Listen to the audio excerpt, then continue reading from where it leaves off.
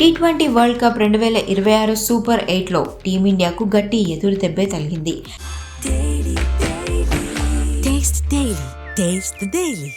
అహ్మదాబాద్ వేదికగా జరిగిన మ్యాచ్లో సౌత్ ఆఫ్రికా 76 పరుగుల భారీ తేడాతో భారత్ను చిత్తు చేసింది. ఈ ఓటమిపై కెప్టెన్ సూర్యకుమార్ యాదవ్ షాకింగ్ నిజాలను వెల్లడించారు.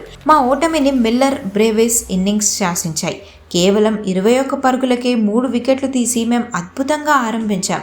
కానీ 7 నుంచి 15 ఓవర్ల మధ్య సౌత్ ఆఫ్రికా బ్యాటర్లు గేర్ మార్చి మ్యాచ్ను మా నుంచి లాగేసుకున్నారని ఆవేదన వ్యక్తం చేశాడు.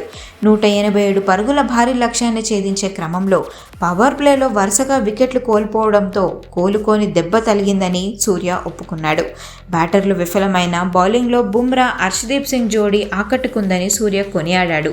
బుమ్రా, హర్షదీప్ కలిసి 5 వికెట్లు తీసి ప్రత్యర్థిని నియంత్రించే ప్రయత్నం చేశారు. కానీ బ్యాటింగ్లో శివం దూబే మినహా మిగతా ఎవరూ రాణించలేదు.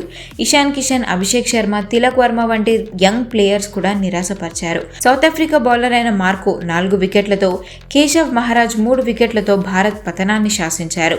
అయితే ఈ ఓటమి నుంచి గుణపాఠాలు నేర్చుకుందామని సూర్య ధీమా వ్యక్తం చేస్తున్నాడు. జింబాబ్వేతో జరగబోయే తదుపరి మ్యాచ్లో మా శైలిని మార్చుకోం, స్వేచ్ఛగా ఆడి బలంగా పుంజుకుంటామని కెప్టెన్ స్పష్టం చేశాడు.